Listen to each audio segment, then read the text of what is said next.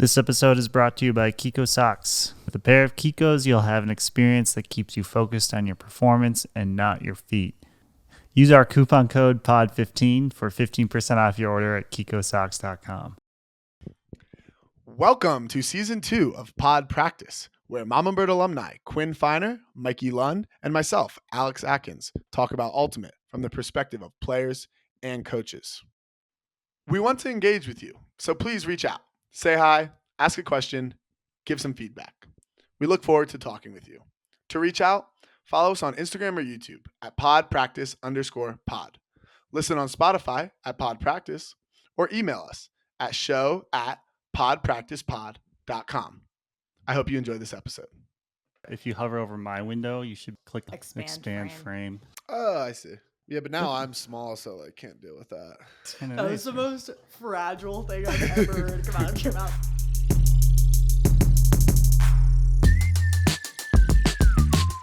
All right, Ari, What up?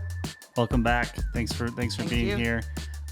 We'd been talking about re-releasing your original episode for a while, and I wanted to bring you on for a little update, but figured we might as well why don't we do the whole Let's shebang? just keep talking. Yeah. Why not? Yeah. So thanks for being here. How's it going? What's new? Things are good. Yeah, leaning pretty heavily into off season right now. It's the fourth night of Hanukkah, so Chag Sameach, everybody. I don't know. Kins, are you Jewish? Technically, it's in my Sure. family. I thought it was the fifth night. It might be the fifth night. No. I got an email from the Jewish camp that I teach at in the summer saying And that said it was happy time. fifth night. All right, my Said bad. that it was time to light the fifth candle. So, No doubt. but maybe that happens on the fourth night. So yeah, that's what I've been up to. I actually just got offered a job at the high school that I am doing my internship at right now, Oh, nice. which is like pretty exciting. It hasn't really sunk in yet, but it's definitely pretty early for someone who hasn't like graduated yet to get offered a job. So that's pretty exciting. So Ari, I guess I should have led with this. Your first episode, very focused on mental health, and it's something that we've been talking about recently with Charlie Hoppus, and also obviously we talk a decent amount and check in, and we've been checking in on that re-release. So do you want to speak a little bit about where you're at health-wise mentally? Or I mean, I think it's always a little bit of an up and down, give and take. I think there have been some things that have happened recently within the Frisbee community that have really like tested my limit a little bit. I think it's almost, I want to say it's almost as if sometimes it feels like the Frisbee community is like, how far can we really push Ari Nelson? And I'm just like, God damn it. But yeah, I mean, I feel pretty good. I mean, my day-to-day has definitely improved a lot since last time we talked, which was before the club season. And yeah, I'm like really focused on my career right now, really focused on like some systemic changes that can be made within schools and like other orgs. And yeah, I mean, I would say I'm doing as good as ever. So what job did you get offered? I'm curious. Yeah. So right now I'm working as like my official title is a school psychologist intern. And really what that means is that I'm a school psychologist, but because it's like my last year of grad school. So because I haven't graduated, they don't have to pay me. And so like I'm basically I'm getting paid some, but I'm basically doing like the equivalent of unpaid labor right now. But I'm like I have an interim license and I have my own caseload. So I'm like by all means a school psychologist. And I got offered like a full-time position next year. So basically just like staying where I am, but actually like getting hired. Yeah. And that entails like speaking with kids and yeah, a lot of therapy, a lot of consultation with schools, a lot of like questioning systems, trying to get like education to be as accessible as possible, I would say is like my job. and then bringing it sort of back to the ultimate world, we Gosh, got you always want to talk about Ultimate, Mikey. It's like I'm just trying to branch out a little I'm bit, just trying to get to know and we're them. just right back.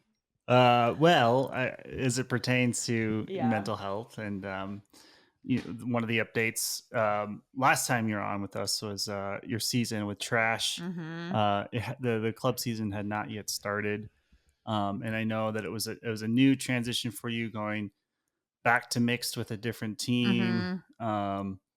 I think at the time you were super excited about the prospect of it, Yeah, for sure. and like the support you were getting with that team. For sure. Yeah, how did it go? I mean, I would say that it was one of the hardest seasons I've had in the books. It was also probably the most gratifying. I think that like all of the things that I was hoping the team would be able to do, they did, and like they did it like empathetically and full-heartedly, and yeah, they really created a space for me, which I am like so incredibly grateful for.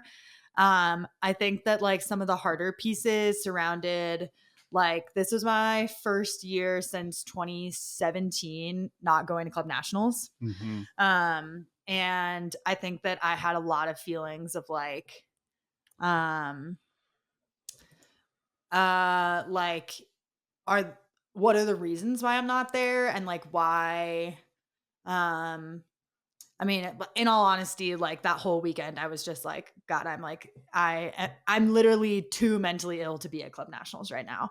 And like that felt like really bad. Like it wasn't my choice, and it wasn't something that like I had full control over. And also on the other hand, like when I think back to my season on Trash, like every single tournament I was having an incredible time. Like every practice I felt heard and understood, Right. and so like it was definitely a give and take of like me trying to figure out how do I kind of take out the like the ego behind like going to club nationals, right? Like it's really an ego thing when you think Totally. about it at the end of the day. And how do I like reframe it as like, no, actually I got what I wanted out of this season. And like leaving regionals, like we didn't qualify for nationals, and I still felt so proud and happy Uh-huh. and like excited to have been a part of that community. So yeah, good and bad. And a lot of like reframing, I would say. Going into the season, did you know that it would be difficult to potentially not make nationals? Like, was For that something you sure. anticipated? For sure. Yeah, for sure. And even then I don't think I could have anticipated how difficult it would be. Um yeah, but I don't know. I took myself on vacation the weekend of Oh, that's right. nationals. I went to Malibu and I sat on the beach while everyone was playing, and I only watched Bravo. And Hell yeah. yeah, I mean it felt like a real feeling of like, God, like if I had done something differently, if I had been a different person, like I wouldn't be here, like in this situation. Yeah, it's a weird like duality, like Totally. conflicting feeling where you were super happy with this season, but it's also like it's ultimately sort of tied to our identity, like the success Totally. of it. Totally. So yeah, I was definitely reframing. That's a great way to put it. Like definitely reframing what success means to me in Frisbee. Like for a long time, I felt like success meant playing for the national teams and being on the big stage and like doing all these things. And I think this year for me, success really meant like finding my place in the Frisbee community again, and not really like molding to these like stupid boundaries or barriers that people put on players in order Yeah, to be on the big stage. And I feel like I did that. So I definitely checked my box, I would say. that's good. Yeah.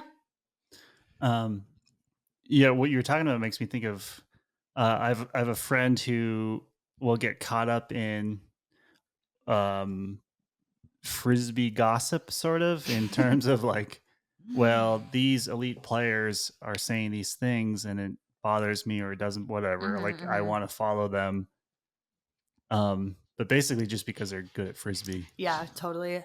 Yeah, I definitely. Yeah, it definitely. I mean, I think something similar happens when you have a big injury, right? Where you're taken out of the game and it's like not really within your control. And you have to like reframe like who am I if not Frisbee?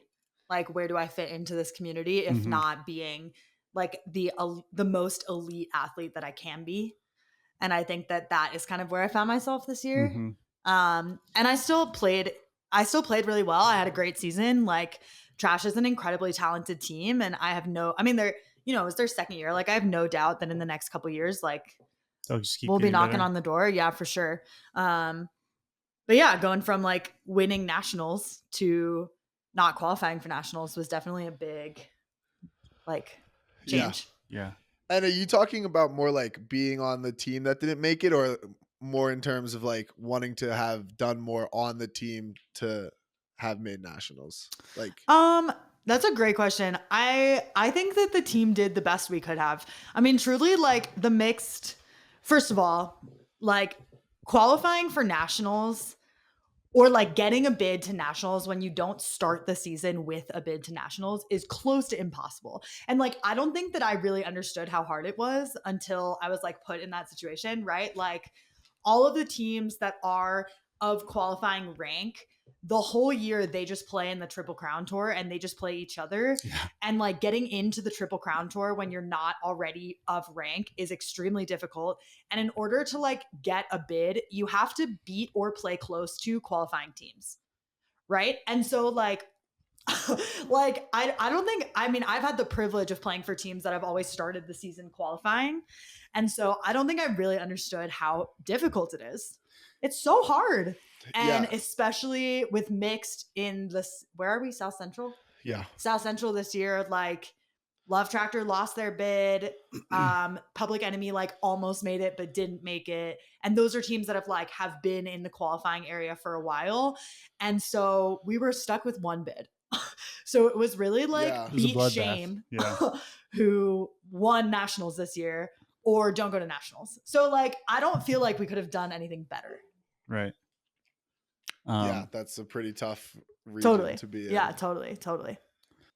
Kinza, when Ari was mentioning being injured, have you ever felt something similar where you're struggling with your identity, or do you look at it differently? Well, I think it's the thing like you're talking about. So, like, I guess, you're saying like you went from a team that won nationals to then being on a team that didn't make nationals, and basically grappling that in terms of, like you said, like an ego way, like like does this make me like less of Yeah. a, and I think as someone who has a large ego, and I think What? I thought about it a lot, also when we won nationals, I think, because it's something that you've been looking at for a long time, and then when you do it, it's like you're still the same person. So I think Right.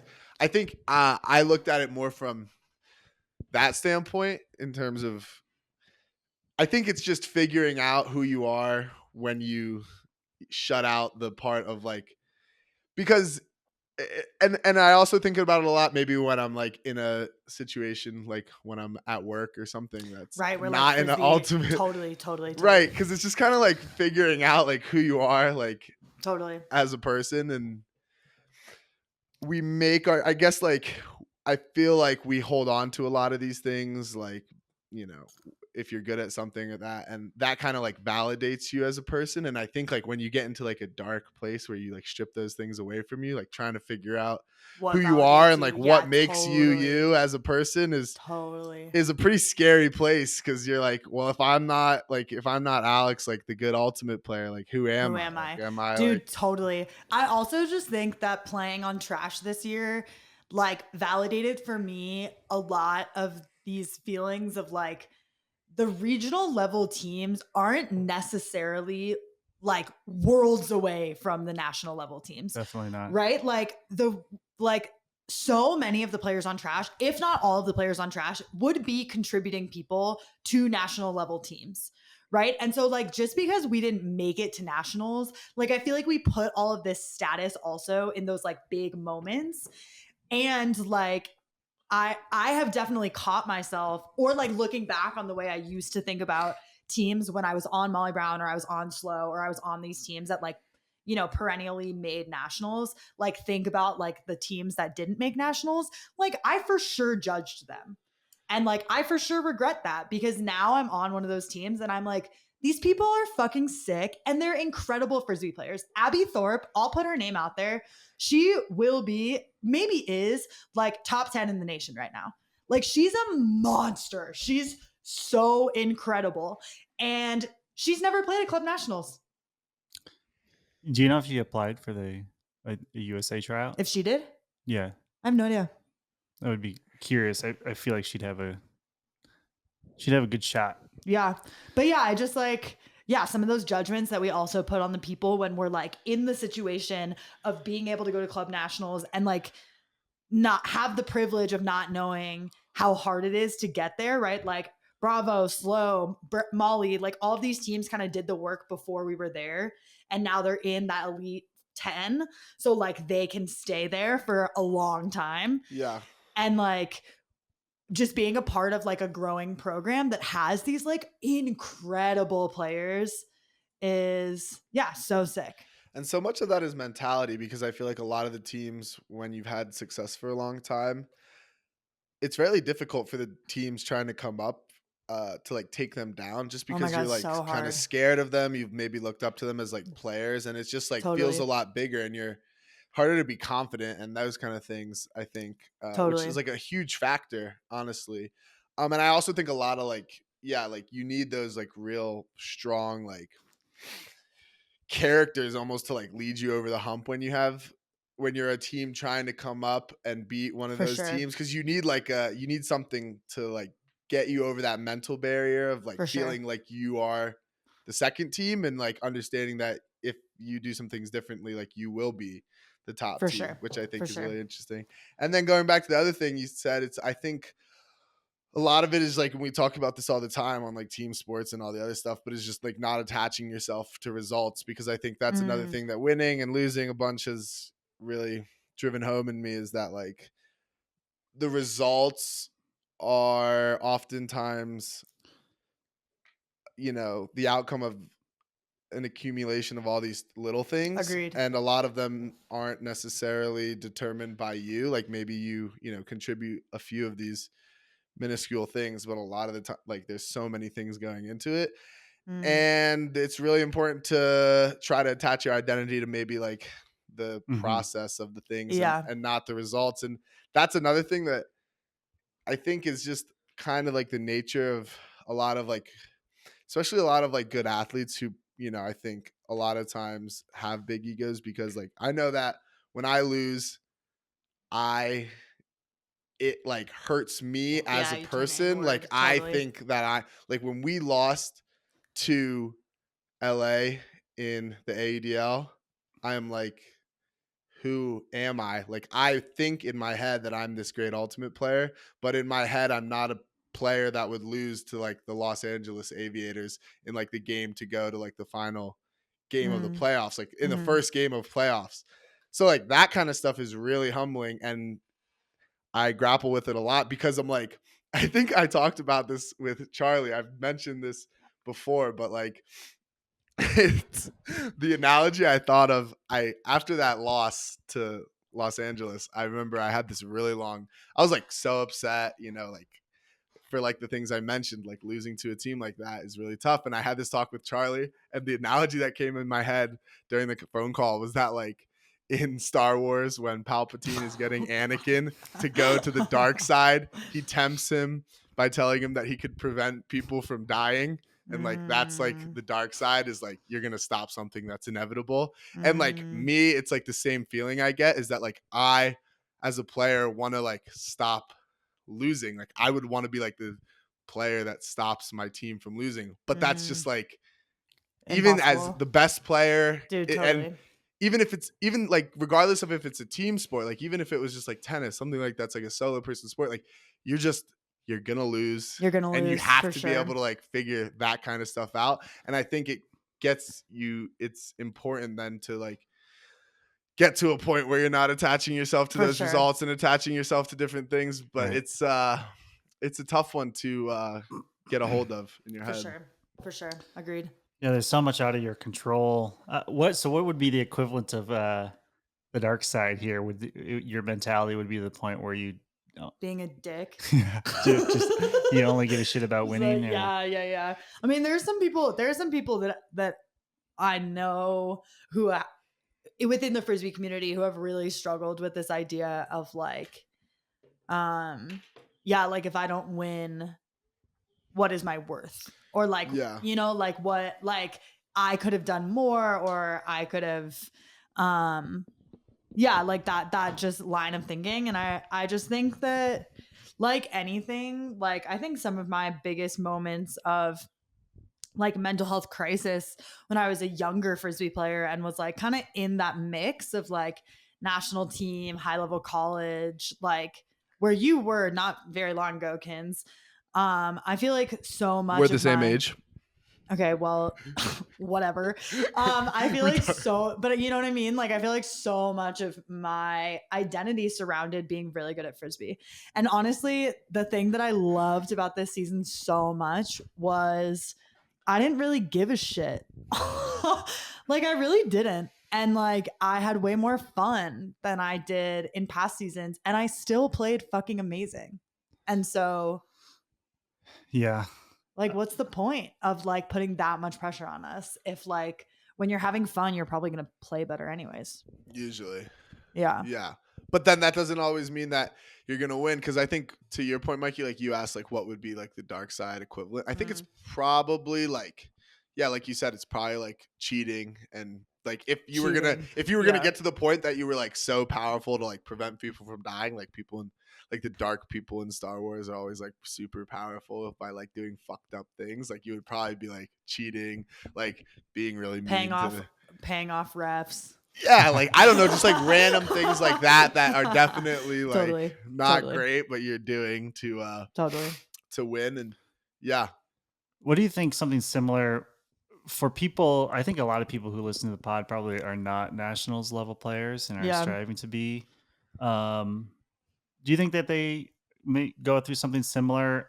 Uh, Like they are obviously probably often striving for that goal to make nationals or to be super Mm. competitive. Mm. Um, like when you hear us, the three of us, were talking about the privilege and taking for granted, I think, being Yeah. at the nationals level. Like, what do you feel? Does that make you feel shame? Does it make you feel, or just like awareness? I Or think awareness is more I think awareness is more it. Like I just think that until yeah, I just feel like I was unaware of it, and I totally took it for granted. And there's so many incredible people and athletes and players and teammates within the frisbee community that aren't at nationals. And I feel like neglecting to think about them or talk to them or learn strategy from them or like yeah, like include them in the conversation of elite frisbee is such a shame. oh yeah, yeah, yeah. It's such a shame. There's so many good ideas Oh out there my and so many good god. Yeah, players. totally. And yeah, I mean, I can easily say that before playing for trash, I was a little bit of an asshole and like neglected those people and was like, you're not, in some way, my ego was like, you're not worth my time. And I regret it so heavily. And I think that a lot of elite athletes do it yeah, I think that's something I'm constantly checking myself on for because sure.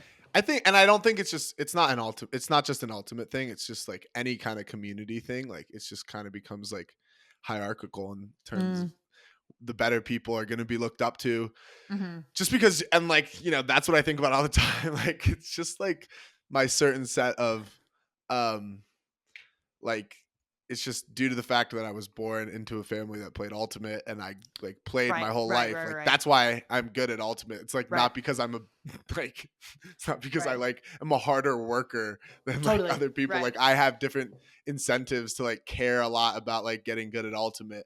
And so I Totally. have to think about that a lot and understand that like people who aren't as good, they have different priorities than I do. They grew up in like different situations. It doesn't make them Totally. obviously it doesn't make them any less like, Totally. interesting or whatever. Yeah. And I think that's like kind of what you're talking about. Like we've talked about also like how a lot of good ideas like come out of I don't know, just not top level like coaches or players and stuff like that. Also, just because I think when you're outside of it, it is easier to step outside the box where you are, or maybe you're already outside the box, and allow for fresh new ideas. And I think that's why it's important to allow time to like hear and talk to other people and just like get to know and all those other things, because you never know like Agreed. what you might find. But and that is such a challenge for me, that is Totally. sometimes just Yeah, I also think like this, I think this is a good segue into kind of some of the stuff we want to talk about today. But um I think that also like when I think about my journey to like elite ultimate and like the journey of others, or what stepping stones you kind of have to take in order to get there, right? Like I also think about all of the people that kind of gatekeep frisbee, and I think that that is like something that I didn't really think about until recently, when I started becoming more vocal about well, really when I started learning about kind of like how my mental illnesses show up on a team, and like what I what is in my control and what is out of my control, which we talked a lot about in the last episode. And kind of recognizing that a lot of people in power decide that like you're not worth it if you're like difficult, right? Or like if you are conflict driven, or if you like have more opinions or whatever. And then when you like step back and I look at like the psychology of groups and all this stuff, like the people who are different in a group, which in the frisbee community is right, like the frisbee community is really heavily white, really heavily like cis normative. I mean, the women's side is like pretty heavily gay, but you know what I mean? Like we're still a part of our society. Like a lot of the people who are more involved in conflict are the people who are oppressed by that majority group of people and decide to speak up. And that's hard. That's hard for those people to do. It's hard to do, to like stand up for yourself and to speak up for yourself. And a lot of people in power who are typically white, cisgender, people with money, etc., or like, you know, the elite frisbee scene, like the people who have money to pay for club and all this stuff, right? Like they don't want to do the harder shit. They don't want it to become harder for them. And so they say like, no, like we don't want you as a part of our community, whether that's not taking them at tryouts, whether that's, you know, deciding that someone has like behavioral issues that they like don't want to deal with, or that won't contribute to a team or whatever. And so I also think that like in thinking about, for example, you, Kins, like white cisgender man, grew up playing frisbee, like, you know, checks all the boxes of like, you probably haven't had a lot of people be like, no, you can't come here, you know, in like an and you're really ultimate. good. So like that's Yeah. also, you know, as you're kind of like going up and growing up in the frisbee community, like doors have been opened for you. Whereas when I think about my journey, like doors have been closed for me because of being different, being, you know, mentally ill, being more combative, being whatever. And so I think that like that's also important to think about, is like, yeah, when have doors been opened for me versus closed? Because a lot of people get a lot of closed doors, I think. Yeah, and like how do you open doors For for people, other totally. people then if you're in a Totally. position? Yeah, which I think TK is, we talked about like TK is good about. I think just because we as coming from like a lot of like bird people, like, you know, we kind of just, it's like we like the Right. bird people and we It's just not like, just that's another difference, right? It's the pedigree that you have coming Yeah. in. Like yeah, and Yeah. it's we so probably won't give comfortable people to a like fair just, shake. yeah, it's so comfortable to take someone who you've played on a team with before and you kind of know who they are. And it's way harder to like Take a chance on someone. take a chance and go talk to someone at tryouts who you don't know and like you want to see and like that kind of Mhm, stuff. And like, yeah, like, I mean, new change, like those kind of things are all just like harder than just like the status quo staying. For sure. So it's Agreed. really good to have the people that, you know, force you to look into other options and For sure. expand the community. Cause then all of a sudden, like, because I think it's true, like some communities can get so tightly wound because you're taking the same players, like especially club. And it's another thing because it's like, we've talked about this before, it's your friends who are picking the people, so it's like so Yeah. hard to like take new people because that means you're cutting someone who's been on your team for so long. So there's so many different layers to it, but it's so Totally. nice when you can expand the community by taking new people or doing all these different Agreed. things. And Agreed. Upholding different voices, etc. yeah, For sure. staying on the team front, and the sort of not top 10 teams, whatever the non Mm-hmm. pro flight, what is right before, is that elite? Elite Select. Elite select, um, trying to make your way into that next level. Even like the team structure has become sort of exclusive. I know that wasn't the original intent. Well, maybe it was, but in a competitive way, like a Mm-hmm. Premier League sort of way. But it's interesting to think about how, maybe I'll ask the question, like, did Trash have to plan their season differently? Like, Yes. whereas like Bravo, etc., like a lot of these teams, we don't necessarily have to be thinking like, I have to think about results today. Like, I have to, Oh if I yeah. don't win this game, then if we don't do Oh well, then yeah. we, like for Bravo, we get to play the best team, so like we can get You can smoked. get smoked and it'll be fine. Yeah, I mean, we like I would say that was something that was pretty difficult about the season was, yeah, all of a sudden being kind of in this mindset of like this game could define the rest of our season. And also like going to tournaments where we like the most important games. I think that like the mindset, and I was not in a lot of these conversations, so I could be talking out of my ass, truly. But the mindset that I had was like, if we're playing a ranked team, we want to play close. And in the tournaments we went to, yeah, Kins, you probably know more about this than I do. I don't know In what the that is. Where's the are you liking shit, No, Kins? no, that's not Where's that me. coming from? I Okay, thought whatever. Mikey was doing the liking. In the tournament, and then like, so yeah, in the tournament setting, in the tournaments that we went to, we really only saw 1 to 2 ranked teams per tournament. And so that was like our game, right? Like we want to play close, if not beat that team. And then on the other hand, we can't lose big to not ranked teams, right? Because losing big to not ranked teams drops you much faster than playing close to good ranked teams brings you up. And that was just like, it was like a math equation in every game. Like, how do we game plan for and you know, a lot of people want to say like we want to play as best we can no matter the opponent. And if you really want to get a bid to nationals and you're not in that thing, like you got to play the game.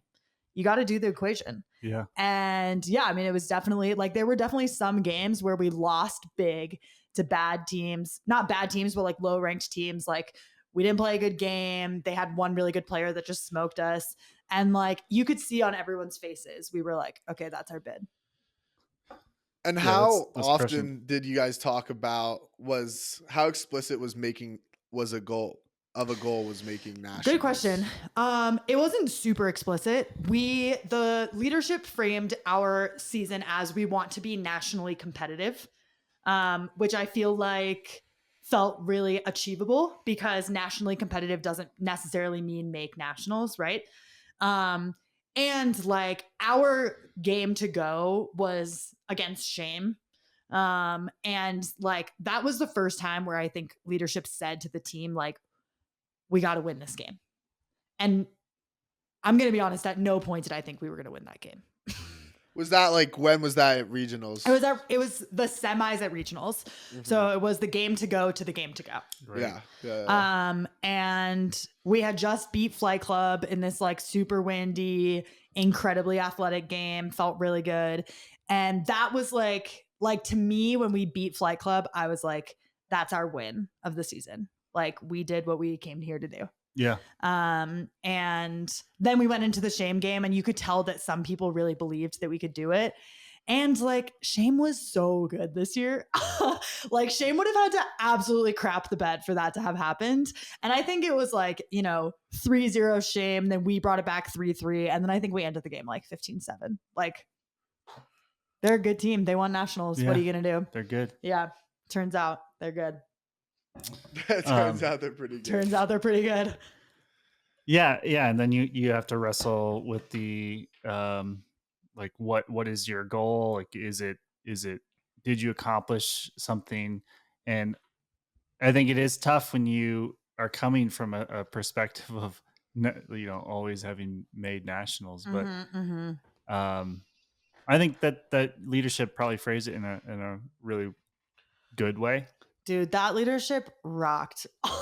That leadership rocked. Like so many of the things that we talked about in the first episode that I was on, of just like, yeah, like having a leadership that's a sounding board for each other and becomes the same group of people and groupthink and all that stuff. Like this leadership just knocked it out of the park. They just did it. They just did the fucking thing. They did the thing that they set out to do, which was give the team a voice and listen to all opinions and have open and honest communication at all times and accept fault when they screwed up. And they just like, they did it. And it was so Right. cool. Another thing that I think about when teams are striving to make nationals or make the leap to the next level, I think it is really easy to become results driven or like overly hard on teammates or players on the team to perform, when in fact, like, that is oftentimes just a recipe for disaster. Like Totally. you kind of have to. It's the same thing at the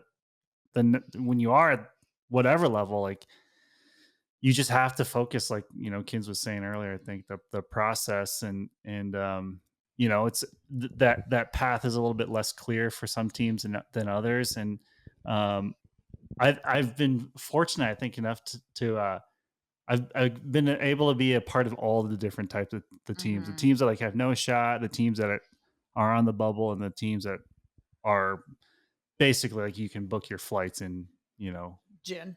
yeah. And Yeah.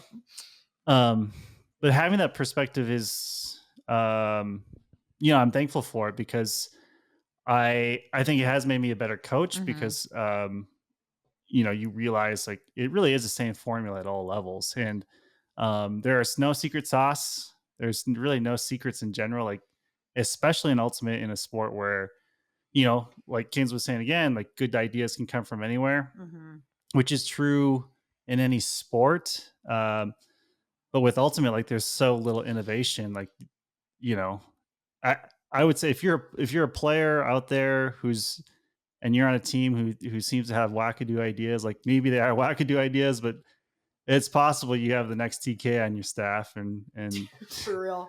like Just switch the mark halfway through the stall count. Are you shitting me? yeah. So it's just something to think about. Like I remember this Totally. this Greg Popovich story. I don't remember exactly what the tactic was, but it was like some janitor on at like the Spurs facility, like just said, "Hey, what do you think about this?" And It worked. yeah, and so he tried it, and That's so cool. it stuck with the Spurs for a long time. Yeah.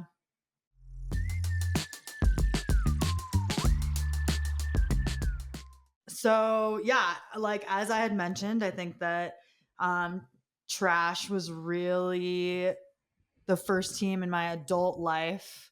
And I say that with an asterisk, right? Like I loved Slow. I loved playing for Slow.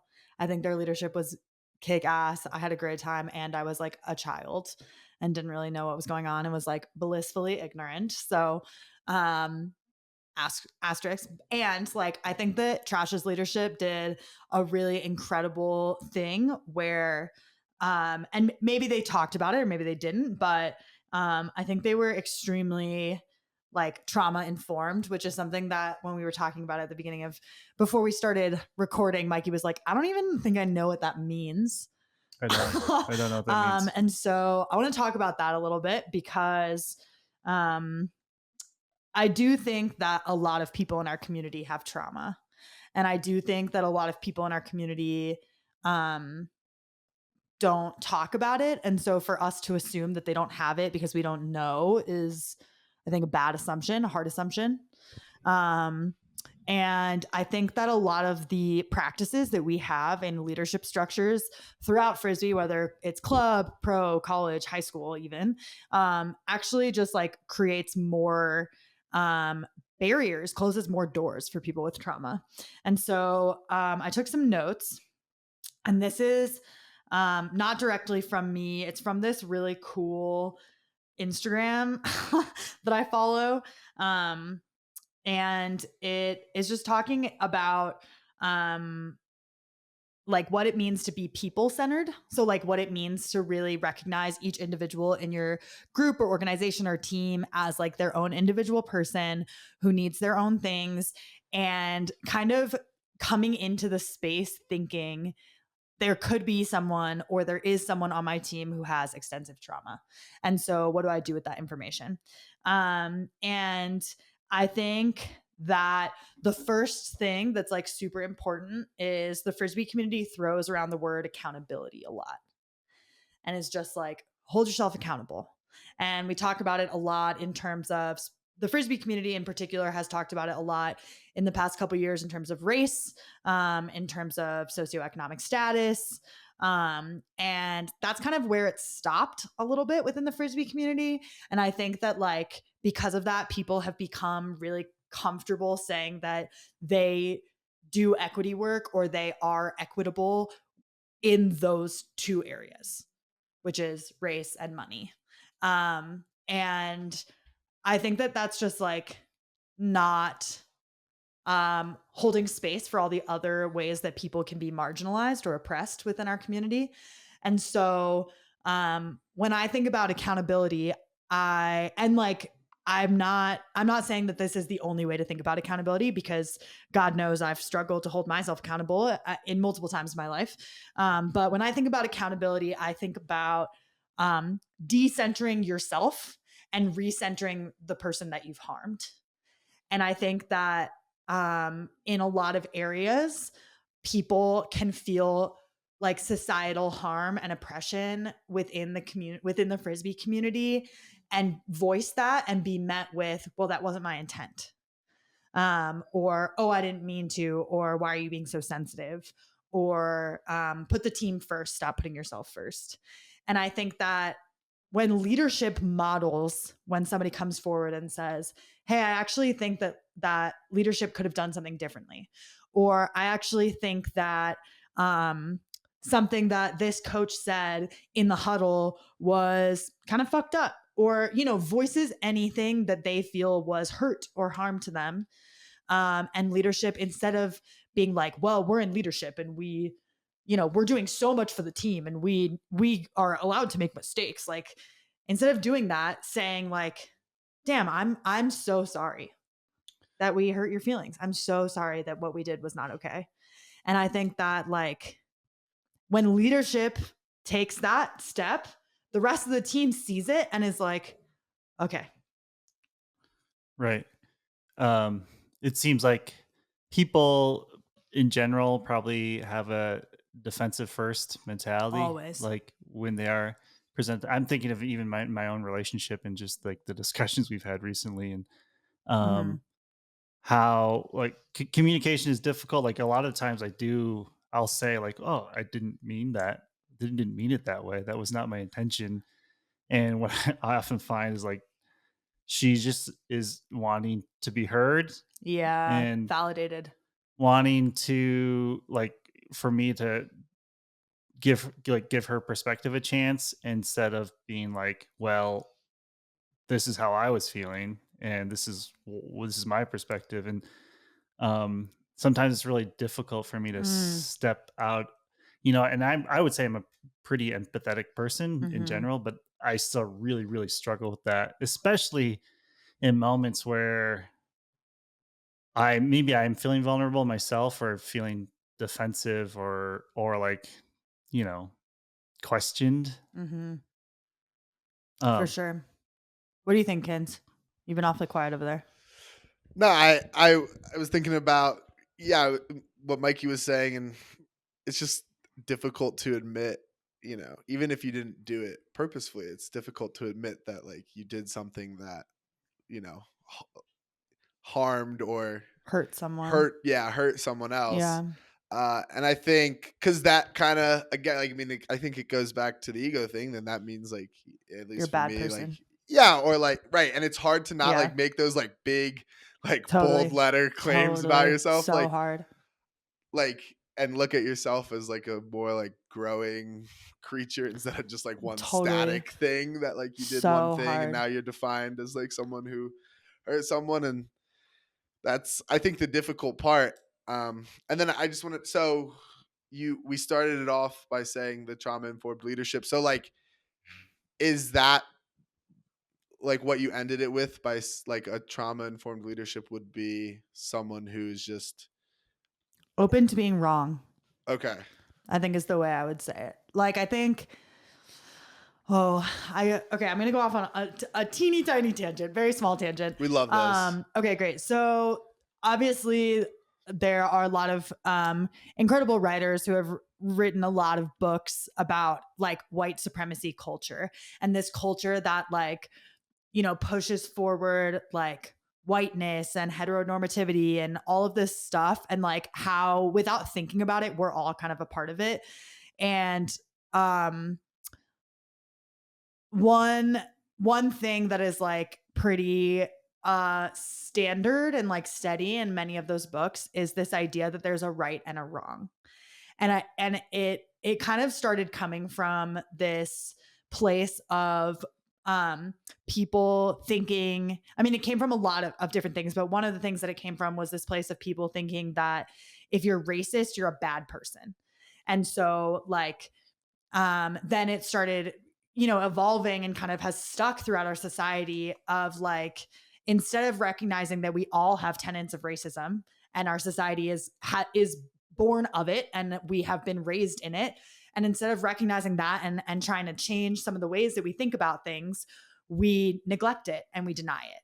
And we say like, and if somebody says something like blatantly racist, we're like, bad person, right?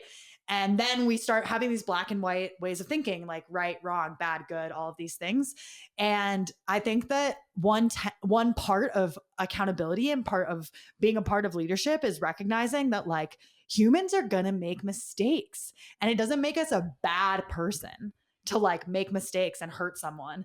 And I think that like one of the reasons why we become so defensive is because we think that, like you said, like if we hurt someone, it makes us a bad person.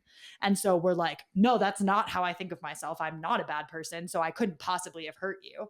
And I think really, truly, like some of the most kind and empathetic and like welcoming people that I've met specifically on Trash are ones who are willing to like listen to me talk about my experience and the way that I experienced something that they said or an interaction we had or whatever, and be like, damn, I'm so sorry. And just move on. Like it just makes everything so much easier when you're just like, damn, I'm so sorry. Next, how do we keep moving? And like when you get defensive and when you like, that's where the conflict happens, you know? Yeah. And it always gets put on the person who brought it up. Yeah. As like, you started this conflict. And it's like, actually, if you had just apologized, we could have just moved on. Yeah. But like, we don't want to apologize. Wow, this is really hitting home right now. Yeah, it is. Especially because I'm so bad at doing that, like in the moment. You give me like some time, and I often get to that point of like, you know, but in the moment when it first comes up, dude, totally. I'm like, because you want to look at yourself as a person who doesn't hurt other people. So if you're, and it's kind of like the black and white thing you're talking about. Like if you look at yourself as a person who doesn't hurt other people, then if someone comes up to you saying that you hurt them, then that like fractures your whole like view of yourself. And it's way more comfortable. Like I think like what really hit home with what you were talking about is like it's way more comfortable to have this worldview where like everything is kind of just like a black, like a mush of everything instead of like these like concrete pillars that are like making up everything, because you just don't want to get trapped in the world or like the mindset that like you are like, you don't want to be like like just these concrete, you know, adjectives to define someone and then you are, you know, attached to them. It's so much healthier to just exist in a kind of like fluid state where everything is like where everything is everything instead of like one thing. But it's really hard to be in that place constantly. Yeah. And you know, one of the things that also comes up in this like idea of leadership holding themselves accountable is because we grew up in this society that is all these things, like leadership will at any moment perpetuate some of those things, right? Like perpetuate that there's one way to be a good teammate, that there's one way to throw a flick, that there's, you know, like perpetuate this like right, wrong situation. Right. And then what ends up happening is because leadership holds fast these boundaries and barriers of how to access the team, when somebody comes in and wants to do it differently or has a different point of view and makes some noise about that, right? Like if leadership says something that I've been thinking about a lot recently is that I've kind of created this reputation without me wanting to around the Frisbee community that I came kind of face to face with recently of being very conflict forward. Like I hold a history of conflict. And I've been thinking a lot about that because I think that idea of me being conflict forward has started closing doors for me because people are like, we don't want conflict. We don't like that. That makes us uncomfortable. That's bad. Go away. And I think part of what is like lost in that translation or that reputation is that the moments where I've been conflict forward are really moments where I decide that I don't want to sit in an oppressive community anymore or an oppressive situation. And I voice that in some way. And that creates conflict, right? That's what we were talking about is like the person who does the fucked up thing says, oh, wait, it was quiet before you said anything. Like, this is your fault. This is your fault. Like, shush, shush, hush. It was quiet. Instead of being like, why are you reacting? What did I do? You know? And the conflict really comes when instead of having a conversation that could be perfectly fine, like perfectly amicable, the person who is being called out or called in then digs their heels in and says like, nope, I'm going to be defensive. And this is actually your fault for bringing this up. What would you say about, because I think you more than anybody understand the different perspectives and like from like a leadership perspective, say we have a well-informed trauma, sorry, I'm already forgetting the trauma-informed leadership. You got it. Like what if like the leaders are going through their own, like truly are going through like, this is a great question. Like, how do you wrestle with that? Such a good question. Like do you have a suggestion or recommendation on how they should interact? And such a good question.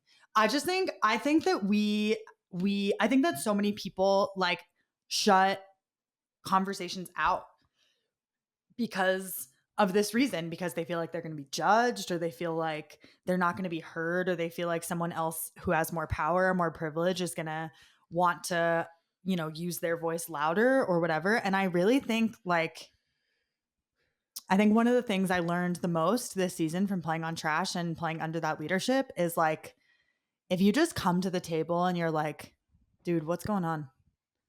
And you like have a conversation about it and no one is angry or wants to be, or wants to defend themselves and you just like listen to people, like just have a conversation, you know? And that was like one of the things that I loved so much about this team was one of our captains, Charles Cannon or Chuck, he would come to my front porch when he could tell that something was going on or when something happened or I was feeling anxious about something. And he'd just be like, dude, what's good? And he said that before every single one of our conversations, he would feel really like scared of what could happen. And then afterwards, he'd be like, that was so easy. We just talked. Yeah. And I really feel like a lot of people are so fearful of talking because they're fearful of being judged. And I think that when a leadership shows that they can take accountability, they're showing that they can receive judgment and change. Mm-hmm. And that makes being judged not as scary. Do you think there are people who just shouldn't be leaders? And yes, I'm one of them. Yeah, for sure. And that's okay to say out loud. Like, yeah. I think so. I mean, I think at the end of the day, like I was nominated for captain for Trash this year and I was so excited about it. And I was like, yes. And then like at the end of the day, my life is so variable. Like at any point in the middle of a season, in the middle of a game, like I could end up in the hospital. And so like there are definitely things that keep people from being able to concretely say like, hey, I can make it through a whole season leading this team. Mm-hmm. you know? And so, yeah, for sure. But I don't think that it's like anyone's right to decide who shouldn't be a leader except for themselves. Mm-hmm. Totally. You were mentioning right versus wrong, and it actually made me think of not even just in terms of mental health or conflict or conversation or social interaction, but Kids and I were just talking about disc golf form or throwing form. We were talking Yeah. about a bunch of just strategy, practice planning, a lot of questions that we've answered. And Kins, did you go to the tournament this weekend on Sunday? How'd you do? I tied for second. Dude, sick. Officially Okay, a pro disc golfer. Okay, continue. Are you actually though? Did you get? Well, yeah, because I got $95, and once you accept money in like a pro competition, like you get the pro. Seems That's, almost pro as tag. illegitimate as pro frisbee. Yeah, it's like it's better than your summit salary. No, not quite. Yeah, I guess Well, so. per- Yeah, I guess per it event. is. yeah, per Okay. time put in. Which, yeah, hush hush on the negotiation talks. I guess. Anyway,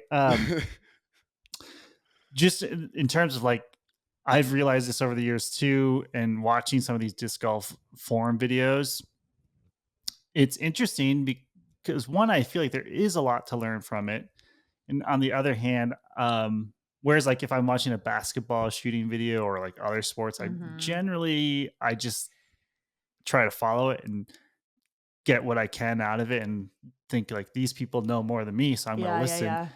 But when you listen to disc golf throwers, mostly the same. Most of it is good advice, but because I'm so experienced throwing a frisbee, I'm like, that guy is just, that's not right. It's not, maybe it's not wrong, but it is. That looks weird.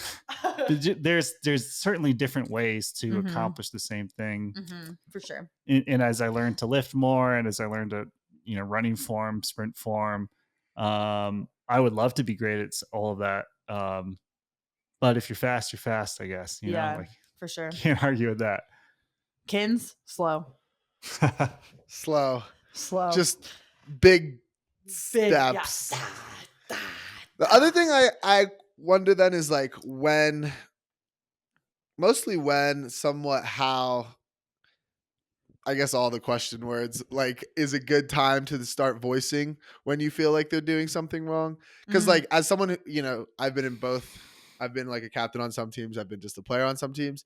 And like, as soon as they're explaining a drill, like there's a million thoughts going through my head. And half the time they're like, oh, this is dumb. And half the time they're like, yeah, totally agree. Yeah. But it's like, so it's like filtering those thoughts, I guess, for me is always the challenge, because it's like really a practice in listening to yourself and knowing like when this really feels like I should be saying something and like drawing attention to that this isn't right, or like when do I need to like think about this a little bit more and think it over, and like but the other problem I have with that too is oftentimes the more I think about something the more I feel like I don't need to voice it, you know what I mean? Like right in the moment I'm feel like very motivated to say I don't know about this, and I give it a day or some hours and stuff, and then I think about all the different perspectives and sides, and I'm like, well, I could probably just leave it and like go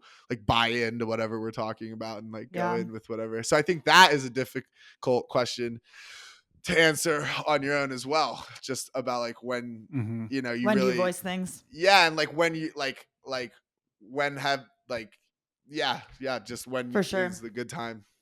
Yeah, for sure. I mean, I think my own answer to that question is there are two things. One thing that I remembered about playing mixed is I hate men who play mixed so much. They talk down to me so much on the field, and it's like my fastest trigger to anger. And so I like got in a couple moments this year where I was like up in a dude's face. And I was like, okay, I need to figure out how to change this. But in terms of like voicing things to your own team, your own leadership, I usually say, do I still feel comfortable accessing this space or accessing this community? And I think in terms of like voicing your decision about or your thoughts about a drill, right? Like if you feel like you are like, I actually adamantly disagree that we should be doing this right now. Like, I don't think that I'm going to gain anything from this. And I think that we could be spending our time elsewhere. If you feel that strongly about it, voice it. Why not? Why not? What are you going to lose? You know? But like, if you're able to walk away from it and think about it for another 2 days, you probably don't need to voice it. Right. And so like when I think about interactions that I have with teammates or whatever, where I feel kind of funky afterwards and I'm like, do I need to bring this to leadership? Do I need to talk about this? Like I usually, if I don't feel like I'm being valued as a person, I'll voice it. Why not? Yeah. What do you think about a sort of structured, defined way of communication? What a great question. This leads me into my next point about trauma-informed leadership. And I ask because in a setting like I'm always thinking of the devil's advocate. Well, I'm the fucking coach, so like I'm thinking of yeah. I know. Devil's advocate. But it's just like let's just hold on here for a second. Hold on. If Ken's gonna interrupt a drill, right? And just totally. No, but you know who's funny? I do think this does make me think of Becky. This is a conversation. I'm sure. Because it's always like you will do that. Like a drill will be being explained and you just hear a well. That's so good. Yeah, don't worry. I hear that plenty at home also. But you know what I mean? Because like I would very much want to give the space for feedback. There are certainly cons, right? Because for a team to function, you do need some level of buy-in, for sure, and you need some level of being on the same page, for sure. And I think one thing that we talk about a lot as well is sometimes it's not about having the best answer or the best strategy, as long as you are on the same page with each other. For sure. Yeah. So the next point about trauma-informed leadership with Ari Nelson is creating procedures that outline literally everything. And it's so hard to do. Yeah. And it takes so much time. Maybe impossible. Well, maybe impossible. I think you're right. Well, and also, at the end, again, going back to my experience this year, at the end of every single tournament, trash leadership sent out a feedback form. And they literally were like, feedback is wanted and welcomed always. And they meant it. And everything that could have been muddy or confusing or whatever, they had it written down somewhere, like how they were going to do it. And I'm positive that the founders of Trash took hours out of their time to do that.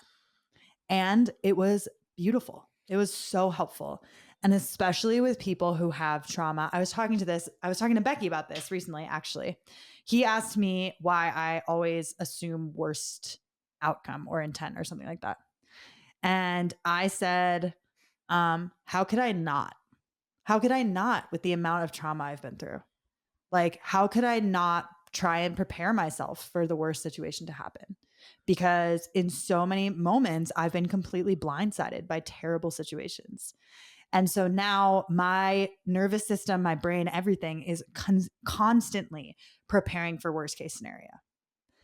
And I think if you write out exactly what you're going to fucking do, there's no questions. It's incredible. It's so beautiful. And in these moments where I was like, how do I give feedback? How will my feedback be received? When will I hear back? Like, instead of thinking, okay, well, if I give this feedback, trash captains are just going to sit in a room and shit on me for 3 days and I'm never going to hear back. I knew exactly when they were going to get back to me. There was a process and it was so beautiful. And I also think it's super important for leadership to do that because so many of the like hard hitting conversations happen behind closed doors. Yeah. Right. Like making a team. Yeah. So hard. Nobody wants to know what anybody's saying about them behind closed doors. And also, if you're going to say something behind closed doors that you wouldn't in some way present to someone as feedback, don't say it. Yeah. Don't say it. Why would you say it? And I think that like that has also come up for me recently of asking, like, getting a door shut in my face, knocking on the door and being like, why did you just do that? Why did you just do that? And having someone be like, we don't have to tell you, and just being like, okay, then I'm Yeah. gonna assume worst case scenario. There's certainly I'm a terrible frisbee player. I have never worked a day in my life. You hate me, actually. I'm a terrible person. I could right, like, what, like, and I think it, like, laying out, this is how long leadership is going to take to figure out our roster. This is how you can ask for your feedback. This is the type of feedback we will give. And just don't say anything behind closed doors that you wouldn't say to them. Because then you're probably going to get into bias, into preconceived notions, into, Right. fucked up shit. I am certainly not batting 1,000 in terms of, I'm sure I say a bunch of shit that I shouldn't have behind people's back. That said, like, it's also just like what you're describing is such it's a more fulfilling type of team to be a part of. Totally. Like, you feel less isolated. I think one reason why, in fact, TK and I felt so burnt out last year, like transitioning from Summit to Bravo, was because we tried to do everything for Summit. Especially TK. I will say, especially TK. He puts a lot on his shoulders, and we think we're doing this great service for people, but not only are we getting stressed out about it, but now because we're not transparent and we're not having open communication, everybody's like questioning us and be like, Dude, what, like, why? People aren't stupid. Yeah. People aren't stupid, like, people know when there's fishy stuff going on. And when you're, like, not being honest and you're not sharing something, like, and even if you're not being, like, it leaves room for that, right? Like, yeah. it's you might as well just communicate. Yeah, totally. Ken's thoughts? Well, I was just talking to Plow about this the other day, and he was mentioning how Oh, what I an guess incredible human being. Yeah, he's a big fan of the Warriors and Steve Kerr, and apparently Steve Kerr, the head coach of the Warriors, is someone who's super direct. And I think we were talking about how a lot of people look at that as like an uncomfortable conversation because, maybe, for as many positive things that you're going to say about, there's also like the hard hitting, like negative things that you'll say.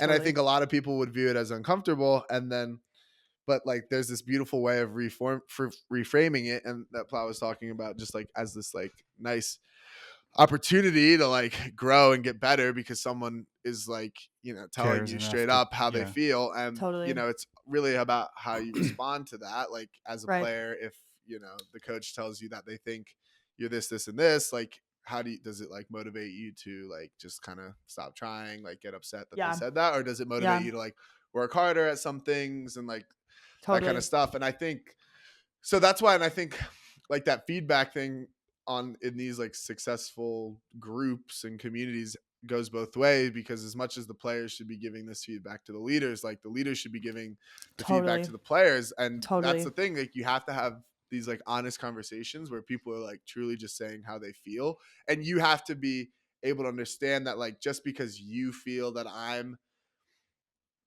this, like that doesn't mean like that doesn't create the like pillar that you are this. Right. It's just someone's opinion and perspective, and then you can think about it and whatever.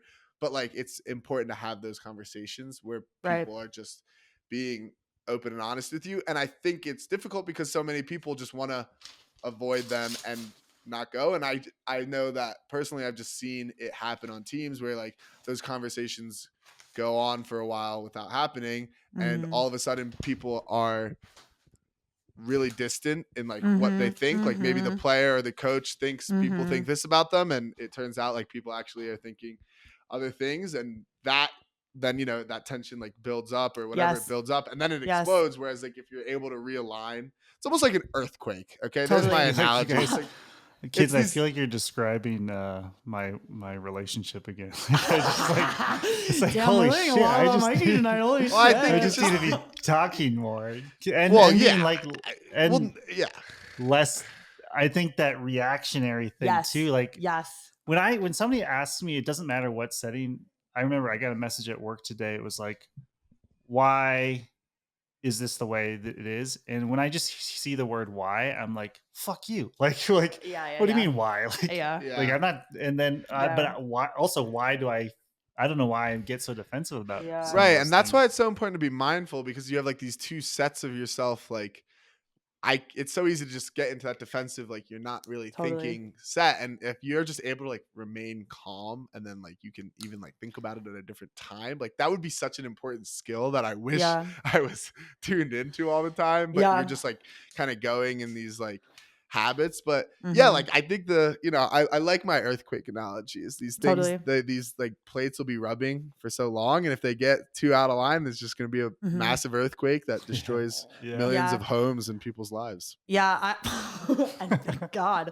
I also want to bring this kind of full circle back to what we were talking about like right and wrong and good and bad and stuff, because I do feel like a lot of what I experienced early in my Frisbee career was that if I was getting feedback that I was doing something badly or that I could be better at something, um, I was a bad Frisbee player. And I think that was really like ingrained in my system when I was in college. I got a lot of feedback that, looking back now, was not trauma informed at all. Just about how shitty of a teammate I was. Like, I mean, all 4 years that I played in college, I just got constant feedback about how I could be a better teammate. And I think that like something that we can like learn about getting and receiving feedback is that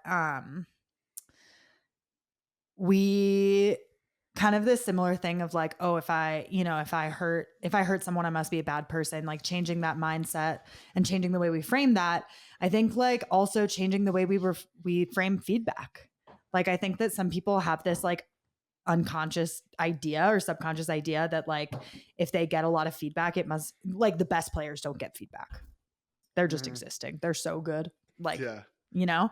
Yeah. And I think that really opening communication for everyone to recognize that like none of us are perfect players Yeah. and none of us are perfect teammates, and nobody is ever going to be able to meet this expectation of never receiving feedback is so stupid. And when we put these players in this spot where a one player is receiving a ton of feedback and another player is not receiving any feedback, we set the norm that everyone should be acting like the player that doesn't receive feedback. Right. And I think that like in reality, everyone should be receiving feedback at all times, because everyone needs different things and everyone has different strengths. And I just think that like becoming defensive when you receive feedback, or having these conversations where you aren't open to feedback, makes it seem like there's only one right way to do something. And then again, we get back to the right, wrong, bad, good situation. Yeah. That hits hard with me, because I was actually thinking about this maybe on like a bike ride the other day. But I too, in college was a lot. And so I got a lot of feedback on Yeah. the negative side of how I was as a teammate. I think someone said something nice about me the other day as a teammate. Yeah. TK sent me a text like that about the tryouts, and he like sent a little thing about it, and it just said it was nice. And then on my ride, I was thinking like, because for a long time I've been kind of upset with myself and viewed myself kind of from all of that feedback as a negative teammate. And just like I had this nice peaceful ride where I got to the point where like, but I'm also a really good teammate, and I'm also, and again, like trying to not phrase it in these black and white ways is really important, Totally. because for as many of the things that I was doing that weren't good, there were also plenty of things that I were doing that was really good. And that was a Totally. refreshing view to have on it, and kind of like a recentering of how I viewed myself. Because I think it's the similar thing where, especially like those people that are just doing so many things, like that you just have all these, big impacts. And I think like what you were saying about the people that are receiving the negative feedback. And so it wants you to be like, the people that aren't getting any feedback. Like there's plenty of people that aren't getting feedback about being a negative teammate, but they're very neutral. They're not like doing Yeah. much as a teammate. Yeah. So like maybe they're not doing all these negative things, but they're not doing all these positive things. Right. Whereas Right. like me, who as someone who cared a lot, like there were a lot of positive things that I were doing that were great. And then there was also a lot of negative things they were doing. Totally. And that's why it's important, like when you get those feedback points, to not view them as the black or the white or the like things that we're talking about. And I think that like I've also now like gotten a lot better at craving, like I love hearing like when someone is telling you how they really feel, you know. It's the best. Oh my It's God. so good it's because life-changing. yeah, because I think back to this time. It was me, Mikey, Quinn, and Nut, and I don't maybe actually I guess we had just done the podcast, and then we were talking Yeah. for a long time After the after, hot ones.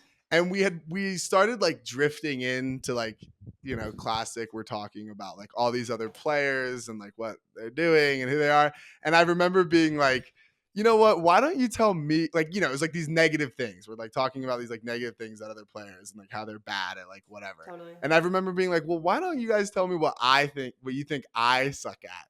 And it was especially with like Mikey, Quinn, Nut there, who are like people that I spend a lot of time with and know me pretty well, and who are like opinions that I respect. I remember it being like such a meaningful thing when they told me what Dude, they thought totally. I was bad at, because those are also when you're getting like someone's raw and honest opinion there, like those are usually the most real, you know, opinions that you're going to get. And it's such Totally. a freeing place, but it's a hard place to be in because you have to be super vulnerable. Mm-hmm.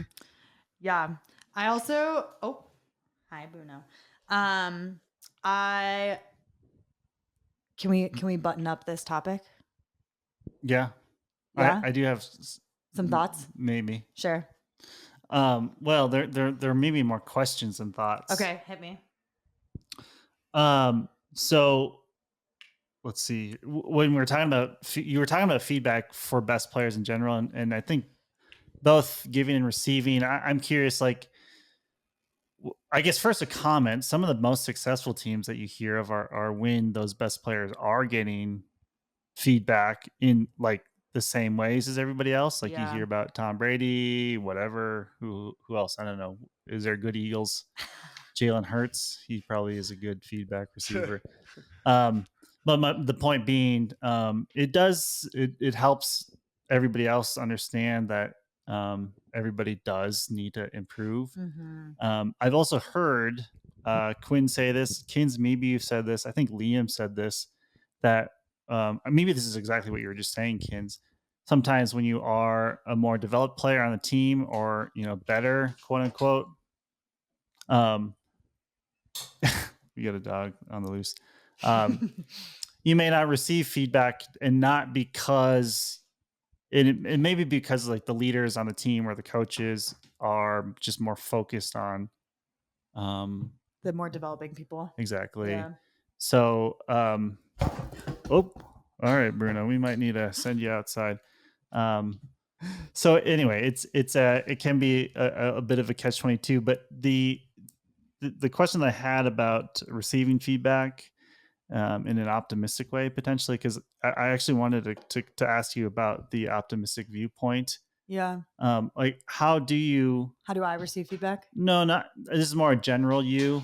I'm going to ask this question. I'm gonna eject Bruno from the room. Ejected. Not appropriate. That lamp is falling over for sure. Dude, Bruno's wreaking havoc right now. There's so many chords in here, and he's just saying fuck it to all of them. From the perspective of a leader who's trying to give you feedback, how do you know when it is well informed, I suppose? Totally. Again, I'll go off of my experience with this captain I had on Trash this year. He kind of inadvertently became my like sole person. Like when I had something to say to leadership, I went to him, and when he had something to say to me from leadership, it came from him. And I think that one of the things that he did so incredibly well was he would say at the beginning, he'd say, if this doesn't hit, tell me. And he would say, and then it would be a conversation. It wouldn't be like, this feedback is coming from leadership and you have to take it for the good of the team, which I feel like is what people assume feedback from leadership is. Like, what you're doing is not benefiting the team. It's destructive towards the team. And so you got to change. And there was this one conversation that I had with him. It was the first conversation that we had about feedback this season. And I'm very vocal. I've been playing Frisbee for a long time. And so there were definitely moments where, like Kins, I disagreed with strategy that we did. And I said it too loudly. And it could have been, I could have grabbed the elbow of a captain to say it, but I would say it within ear's reach of someone, right? Like it wasn't the time and place, I would say, is the best way I could present that. And he texted me and he said, "Hey, can we talk?" or something like that, which is my least favorite text to receive. I hate that text. That terrifies me Oh too. my God. I'm like, can you just call me? Like, just give me a call and we'll talk. Yeah. Like, let's just do it right fucking now. Like, I don't want to sit here thinking about all the terrible things that you could possibly say to me right now. And so he called me immediately and he said, okay, how do you want me to initiate conversations with feedback about you? And I said, I want you to give me the bullet points so that I'm prepared for what we're going to talk about. Mm-hmm. And he was like, okay, done. For the rest of the season, he did that. Gave me bullet points. And then he was like, okay, when can you meet? And then he said, okay, let me know if this doesn't hit. And he started giving an example about one of my teammates and the way that he gives thoughts, like strategic thoughts, to the leadership. And I said, I would rather you not do that, because I don't want to be compared to my neurotypical teammates, because their brains work differently than mine. Mm-hmm. So as soon as you start comparing me to them, you're saying that the way my brain works is lesser than them, is the wrong way, right? And he was like, okay, heard. And I said, I want you to just tell me what you want me to do. Straight up, tell me what you want me to do. And if I can't do it for whatever reason, I'll tell you. And he said, okay. And he told me, he was like, sometimes you say things too loudly and we want you to grab the elbow of a captain and pull us away from the team and tell us. And I said, okay, great. I can definitely do that. Neurodivergent brains tend to be more impulsive. We tend to forget things. We tend to act out of our feelings more than out of logic. And so I said, if I make a mistake, if I forget to do that, I want you to forgive me. And he said, okay, done. End of phone call. That's nice. I like that. Why was that so hard? It was so easy. Like, I'm like, why have I ever received feedback differently than that? Like, it's like this. Yeah, it's this feeling of like collaboration, of like, I'm meeting you where you're at. I'm giving you the information that you need to make an informed decision about how you want to take this feedback. And I'm walking away knowing something more about you. And the more often you have these conversations, you develop rapport and trust in a relationship, and you can make mistakes more often. I mean, not that the goal is never to make more mistakes, but totally, you feel comfortable, like where you don't have to be perfect. Oh my God, totally. So helpful. Can I ask a question about, actually I have two more questions. One is, what do you think about the ratio of positive feedback versus negative? Like, should there be one, or It's a really good question. It's a really good question. I honestly, I don't have a strong opinion on it. I'm going to be honest. I think that something that I experienced this year was, a lot of love from a team. I noticed that Bravo does this as well. When I like watch film of you all, like somebody does something cool. And I think that the positive feedback can come from the team more than leadership. Like, I think leadership can be focusing on changes. And I think that like we should always be celebrating our teammates. So it doesn't necessarily mean to be like, hey, you did this really well. But if you're feeling that sort of atmosphere of trust and love, like totally, it kind of meets the same purpose. Totally. And then I had another question about optimism, just because I'm curious. Yeah, I'm curious. Yeah. Well, I hate positivity. It might be like even a trauma question. Like, so you mentioned like, why would I ever not think the worst? And I get that. Like, what you described makes a lot of sense. Is there like a benefit to thinking optimistically, at least from your perspective, ever? And yeah, really good question. And I think the second part of that question is, actually, maybe I'll try to phrase it and let you. Yeah. I think there definitely is benefit to thinking optimistically. I think, like, for example, in the big games that I've played in the national semis, nationals finals, like, I've been in semis 3 times. I've won one of them. Mm-hmm. And like, you have to think you're going to win that game. You have to think optimistically. Like, you have to go into that game being like, we're going to win this game. Because if you don't, the second that something bad happens, it's all out the window. Like, every doubt that you had is confirmed, and like, you're done. Yeah, totally. And so I do think that there for is performance. Totally. There are a lot of reasons why thinking positively, thinking optimistically is like really important. I think in my line of work and in my life, like, when I think about a kid who comes to me and is just like, I hate everything. I hate my teachers. My teachers hate me. I hate school. I'm never going to amount to anything. Like, thinks really pessimistically. I think about what must have happened to them in order to get them there. And I think that the people who have the ability to think optimistically a lot and be like, things are always going to work out. Everything's going to be fine. I tend to think things are going to work out for the better. Like, those types of things, they've had the privilege of having like the supports in order to have everything work out. Right. And so instead of thinking about things as like optimism or pessimism, I like to think of things as privilege and not privilege. Because a lot of the time, the reason people are pessimistic about things is because they've been burned so many times. Yeah, they have data to support being pessimistic. So I think the follow-up question then is, like, with these processes in place, like with trash, Mm-hmm.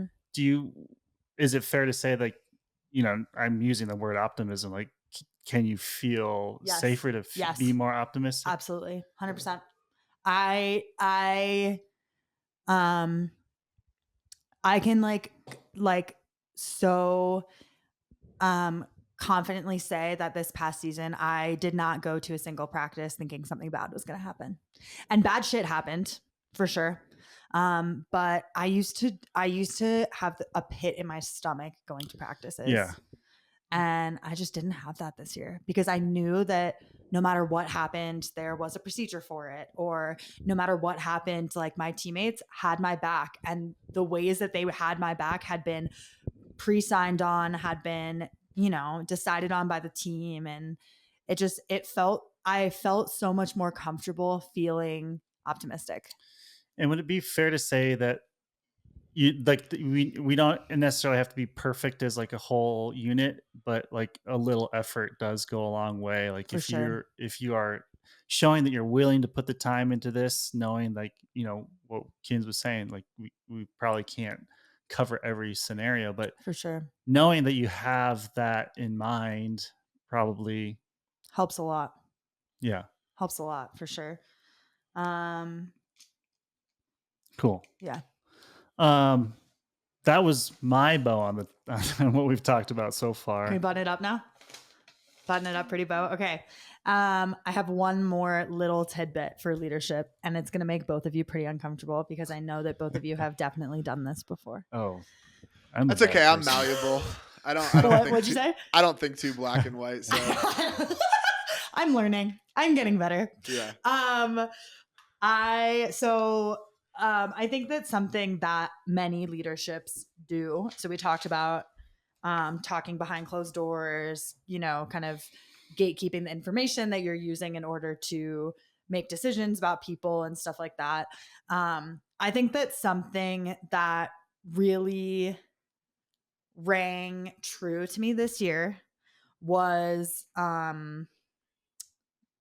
Trash basically had this.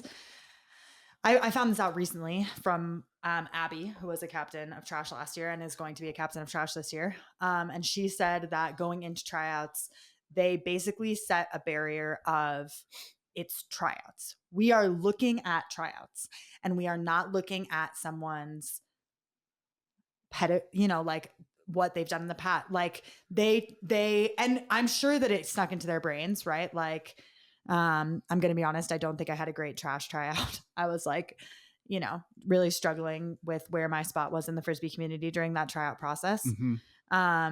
And so I'm sure that at some point someone was like, okay, well, they've played for a national team. Like we should probably take them. And I think that a lot of the time, especially in these soundboards of leadership, we don't check each other. And like someone could say something, and it could be really heavily rooted in bias and not in fact and in fear and in, all of these things. And we don't challenge each other enough. And I just think that it's so important within leadership to, if someone expresses a negative opinion about someone else that is not rooted in Frisbee, right? Is rooted in their personality, who they are, their relationships, the way they show up to the space, whatever. Being like, what is your negative conceived notion of them from? Why do you think that's bad? Because I think that we get in these situations where we become fearful that we're going to let in a bad person to our community or to our team. And a lot of the time we exclude differences because we are afraid of doing that, instead of looking at ourselves and being like, why do I think that that's bad? And I think about it a lot with you, Kins, because I think that, like you've said, like you've received a lot of negative feedback, and like I've received a lot of negative feedback about the way that I act and how I enter a space in Frisbee. And so much of it recently, I have like reframed as like, why is that bad? Like, what truly, why is it bad? And then you kind of start getting into the nitty gritty of it, of like, okay, well, the way that I said something to someone made them feel bad. Mm-hmm. Right. And like they feel hurt. Okay, great. Stop there. Let's have a conversation. Let's talk about it. Let's get to know each other. Let's understand why I said something the way I did and why like it hurt you, instead of being like, bad person. Mm-hmm. Right. Let's have a conversation. And I think that a lot of the time, especially with players like Kins or like me or like other people who are like conflict driven or who create a lot of noise and like a lot of stuff, we decide that they're not worth our time because we have somehow subconsciously decided that they're a negative contribution to our team, instead of checking like, why do I think that? And a lot of the time when you check that, like I wish that some people, when talking about me, had been like, could this be their trauma? Could this? And like maybe make an informed decision or do some research or have a conversation with me, right? And instead, like we don't check ourselves enough when we're making leadership decisions, and then we exclude a lot of people. Yeah, what makes me nervous, because I'm sure I've probably made this mistake. Like, I actually feel a little emotional thinking about it. If Becky or Kins were not super good Frisbee players too, like would I not have given you a fair chance? Like, Totally. would I have just cut you? And it's possible. Totally. And I mean, yeah, again, that's another thing where like door gets shut in front of my face. I knock on the door and I say, hey, why'd you just shut the door? And the reasoning that they give is so rooted in something that they could have just had a conversation with me about.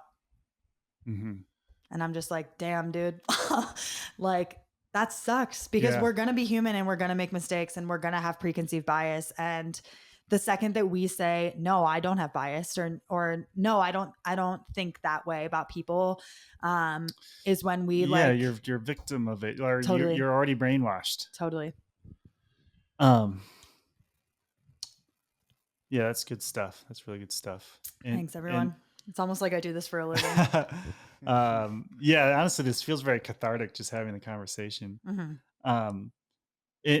What you're mentioning about just challenging each other in leadership meeting, like I've read this in a lot of business books too, about how it's actually very helpful, because we do get rooted in what we've always thought, and sometimes it just takes the crazy idea guy. Mm-hmm. I think honestly, Nintendo actually had one board member or executive person whose job was to just throw out weird ideas. Mm. And there's some danger to that for sure, like moving the needle, but a lot of the times it's probably good because if we're just an echo chamber of the same Yeah, it thoughts, gets then you back kind of into the middle. yeah. Yeah, I also think that a lot of the time, very good friend of mine, Liza Miner, incredible frisbee player, incredible teammate, incredible person. Good friend of mine too. Yeah, good friend of his too. Atkins, not so Not my much, but friend. not my friend. She and I talk about this a lot, and about like how, again, kind of coming back to this thing of like the people that point out that somebody did something hurtful, harmful, whatever, are usually the people that get blamed for the conflict that it creates. Yeah. Right. And when we do that, like, I mean, no wonder so many people who are in marginalized, oppressed groups don't want to play frisbee. Right. Because then you either have to decide, okay, do I sit in this bullshit or do I speak up and then get blamed for speaking up? And that's part of why I've had such a hard time, is because I'm so goddamn stubborn and I won't walk away from the frisbee community because I believe that I can be a part of it and that I want to be a part of it. And now I have the reputation of being conflict driven, because every time I'm like, should I sit in it or should I say something? I usually say something, and then I get blamed for pointing out the bullshit that's happening. And I just like keep digging, hoping that one day I can prove to these privileged people that I deserve to be here. It's exhausting. Yeah, I'm thinking about things that like I'd like to improve on. What you mentioned, I'm very guilty of. When people bring up a topic, I've said this out loud many times where like I'll say, I don't think that would have been that big of a deal if you didn't say it. Now, like, Yes. and now that Now that you've said it, now it's a now big like deal. everybody thinks it's a big deal, and like we could have just let this go. Yes. And I never really thought of that as a bad perspective, and just not being open to it is, or being open to it is something that I should definitely be working on. There's not going to be change in our community. Our community is not going to be more inclusive and accessible to different people if the people who decide that they are comfortable and confident enough to speak up aren't heard. Yeah, totally. What do you got to say for that, bud? No, it's just, well, I had two main thoughts coming through. One, it just, for me, especially from the tryout perspective, it just like drives home the importance of just having diversity in all different ways, as many ways that you can, because I think that's how I think we talked about this actually the last time. It's just like that's one way that you can really avoid these types of issues, is if you have like people with way different types of thoughts and backgrounds and those types of things, because you're not going to fall into like everyone thinking the same if you just have a bunch of people thinking differently, even though it just is more difficult that way, because it's not just going to be as smooth sailing. And yeah, and I think it's funny because you say in the community, and it's in any, honestly, it's in any relationship, it's in anything, that like if you're not able to voice those things, then it's not going to grow and get better. It's just going to stay the way it is. And so Totally. it's really important in like just all these aspects of life to, one, be comfortable with voicing it, and then, making sure that you're comfortable when other people voice it. It's just so much easier said than done. And it's so like, much easier said than done. It's so easy for me to sit here and talk about it, and it's so hard to actually apply it in my day-to-day life. I mean, I'm going to be honest. I should get tattooed somewhere like conflict is beautiful. Like, because so many people are like, God, I hate conflict. They can't do it. They can't do it. And I think that's why I make people uncomfortable, is because I'm like, why? I had a funny one the other day that was good in conflict. This is a funny conflict story to lighten the situation. Me and Tape and I were playing a doubles tournament in disc golf, and Tape hit an ace, and there was a $250 super cool in the tournament. Super cool. Bring us back into the mix of winning. And in it was like a small little disc golf group, and they had like this $250 ace pot. So like if someone hit an ace, they're like you get the money. That's how an ace pot works. And at the end of the round, they were like, well, we've been building this ace pot for a long time, and like we were gonna use it to like pay for something, which also didn't make sense to me. And basically they were trying to get Tape to like not Give back the ace pot. Yeah, like, well, they never gave it to him, so they were trying to. God. And I would say Tape is not like a super confrontational person. Definitely So Tape not. was just there, like, okay, like they were like, well, you should buy a tag, you know, like if especially because tag, like it's whatever, it's like a disc golf thing. You should like buy this $20 tag to be like a part of our group. And Tape was just kind of sitting there, like, okay, Like, and give I was them like, more money. not give them more money, but like give them more money to get the money. And and they said that to me too, because it was a doubles tournament, even though I had like nothing to do with it. Totally. And luckily, like I was just able to, like, in an uncomfortable situation that Tape didn't want to he wanted to avoid the conflict. I was like, no, like that's not how this. That's and it got my money. and it got super uncomfortable because everyone, like, all of a sudden there was conflict now, and like with people we didn't know, and I was like, no, that's not how like ace spots work. But I think it just goes to the point of like it being super difficult. Like I just see it so often that people are afraid to have. Oh my God, our society is so passive aggressive and so conflict averse. Oh, People hate conflict, and I hate it. Yeah. The more I get to know Kins, especially doing this the last year, I never would have said this probably a year and a half ago that I want to be more like Kins in a lot of ways, because Kins, like there are so many things in my life that become stressful because I'm afraid of that little bit of conflict, and then it turns into this giant conflict. A giant conflict. It always gets worse. It never disappears. Yeah, it doesn't. Yeah, just, like Kins just says it like it is. Like you're always yourself in all situations, and I really love that about you. The other thing that I realized about myself is like if there's like an elephant in the room where like people are avoiding the conflict, just name like, it. I can't. Oh, like we had this really funny situation actually go down in the house the other day where my friend who's trying to get back into Ultimate was here, and I jokingly to one of my roommates was like made a joke. I was like, you know, he's gonna like be the comeback player of the year, whatever. And the person who was in the house didn't know that they were behind them, and was like, nah, there's no fucking way. Like it's not gonna happen. It's not gonna happen. And basically, like the two people couldn't resolve it. Like, you know, because that's like a really uncomfortable situation. That's tough. That's really tough. And I think I was also pretty high at the time too, so it was like making it worse. Like great situation. I couldn't go on existing in this space without this being resolved.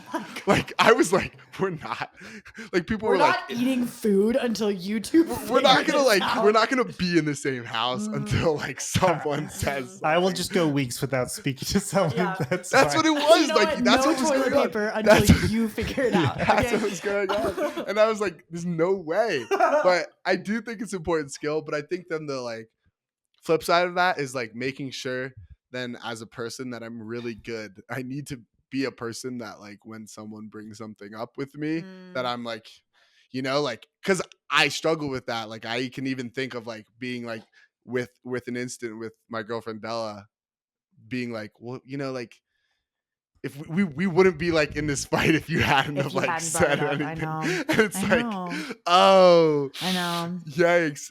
Yeah. So it's really hard. Totally. And I really think that I'm really privileged in the sense that I've chosen a career that really is conflict forward. And so I'm very comfortable in conflict. I'm so comfortable in it. I'm like, and I mean, you can ask any leadership member on Trash, like the number of times I asked for feedback. Like I have become so comfortable in receiving hard information and sitting in it and having a conversation about it. And sometimes I take that for granted, especially in the sense that like I now have no empathy for people who can't communicate. Yeah. And that's really hard because I have to meet them halfway. Mm-hmm. Yeah. And I spend a lot of time with other psychologists who are very good at communicating. Mm-hmm. But I definitely have realized that about myself recently of just like, I no longer am uncomfortable in conflict. And it's really cool. And also everybody else around me is so uncomfortable in conflict still. And that sucks. I'm terrified just thinking about it. So I gotta work on. We're gonna get in a fight one day, and Mikey's gonna implode. You gotta help me. You gotta help me. No, but Mikey has gotten better because now with I'm me, sure. like Mikey will confront me about things. He's done it multiple times on the podcast, and that's a step forward for you, Mikey, because you can Yeah. taking little baby you steps. can Little baby steps. You can say negative things about me now, at least to my Cute. face, which is Well, nice. I think I always could do that, but maybe you're just such an easy target. I think so. Is there a certain way we want to wrap this up? Well, I did have, I think 2 final questions. I don't know if they're wrap up questions, but I guess the first question is about your career. You just mentioning how it's conflict forward. Would you say that it in a good way, does that being in your field, does it also help you with your own mental health? Like, Yes, for sure. For sure. I mean, I think that if anything, I just I give myself more patience. Like I think I really strive to talk to myself in the same way I would talk to a kid who comes to me with similar problems.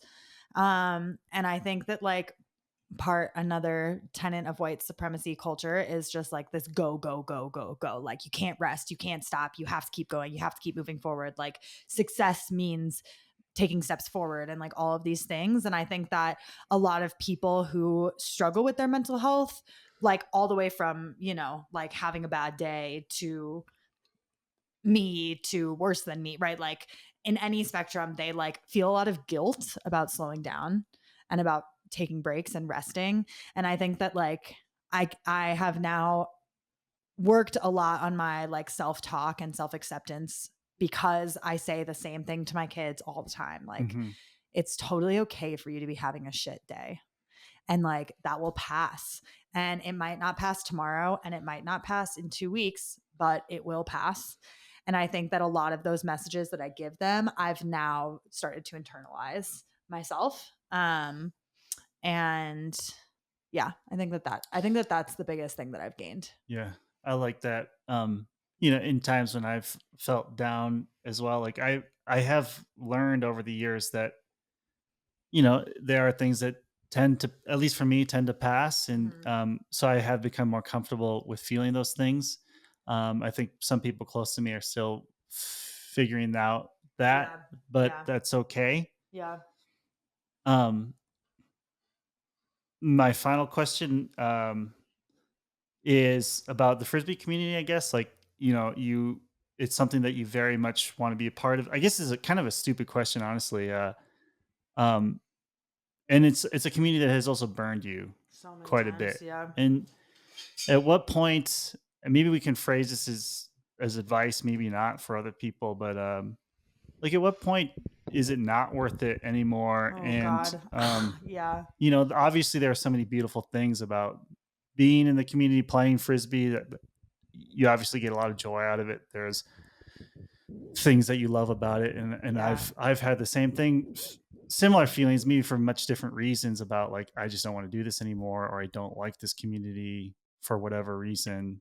But Yeah. have you ever thought, like, when do you cut your losses? Oh my God, every day. I was just out there with Smith and I was like, I think I'm gonna stop playing Frisbee. Like, I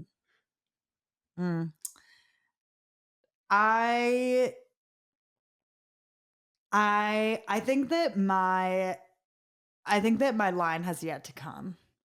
And I think that it will come. Like I used to think that I would stop playing Frisbee when I was older or when like my body wouldn't let me. And I don't think that's going to happen. I think I'm going to give in way sooner than that. I think that the way I think about some of these things is like what I mean, you've been in the Frisbee community a lot longer than I have. Like before you knew me or knew of me, like was anyone talking about mental health in the way that I have? I mean, definitely not. Yeah. I mean, especially because we have had a lot of personal interactions as well. Totally. So I'm so much more aware of it. Yeah, I think that I am going to feel like my time is up when I have nothing left to say. And I think that, like, as I keep getting met with these things that happen, the way that I get through them is by being like, okay, if I have these hard conversations, if I create this conflict, like, these people might think badly about me and I can move on. But like, hopefully they learn something. Mm-hmm.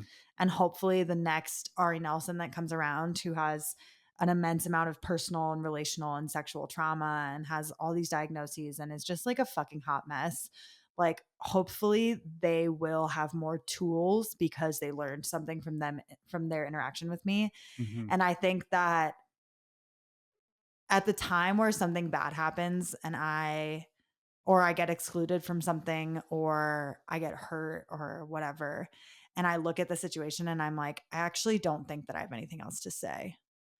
And I don't want to play Mm-hmm. is the time where I'll give in. And I haven't gotten there yet. I've gotten really fucking close. But I have too much desire to create space for mentally ill people in our community. Like, there's so many of us. And people don't have the ability to talk or the ability to speak about their experiences or like advocate for themselves because there has not been space for it. And I just like, I can't let that happen. And I feel so strongly about that. And I think that the more that I continue to assert myself and the more that I continue to want to play and the more opportunities I'm given to play, open up more opportunities for hard conversations and more opportunities to teach people and more opportunities for people to recognize the ways that they have perpetuated an ableist culture and all of these things. And for me to learn from other people about people's boundaries. And, you know, there's too much left to say. And that was well said. Thank you. Well, I've learned a lot from you, Ari. So thanks, babe. I think a nice like title for this is being comfortable and the uncomfortable. Like, I think that's one thing that, you know, from these conversations. I wrote in quotes from Ari, conflict is beautiful. I think the conflict is beautiful. Dude, one. totally. And then also just like getting comfortable with being uncomfortable, these uncomfortable things. And I think that's one of the real like values that I see, especially from this conversation, is like a lot of these things, they're more difficult and it's way easier to be in these more stagnant environments. But like when you just open yourself and like take that dive into these spaces that are uncomfortable, like you realize all these beautiful like opportunities and like you honestly like free yourself up a lot more. For sure. So it's nice. Sure. Awesome. Well, I think that's a great way to stop. Yeah. Thanks, good work, everyone. Yeah, thanks for being here again with us, Dude, Ari. Yeah. First session in my little new pod. It's pretty nice. Here, so, I'm really into it. With my Ghiblies and everything. Yeah. Thanks so much for being here, Ari. You know, I know like a lot of what you do is for other people, and I very much do hope that you are having joy yourself, and especially while you play and in your career is still thriving. Yeah, I hope that for myself as well. I mean, I have I have these moments in the back of my head from this season, like playing a really close game and being on a D line with Abby and just like seeing a disc go up into the end zone and seeing her get this fat ass layout D. Yeah. Just huge. And then like, throwing a deep shot to her and having it be a break. And I just like, I hold that, you know?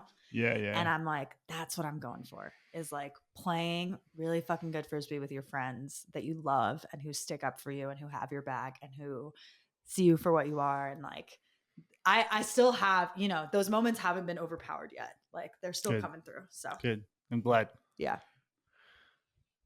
All right. Kins. Mikey. Ari. Yeah. Pod practice. Good work, everybody. See ya.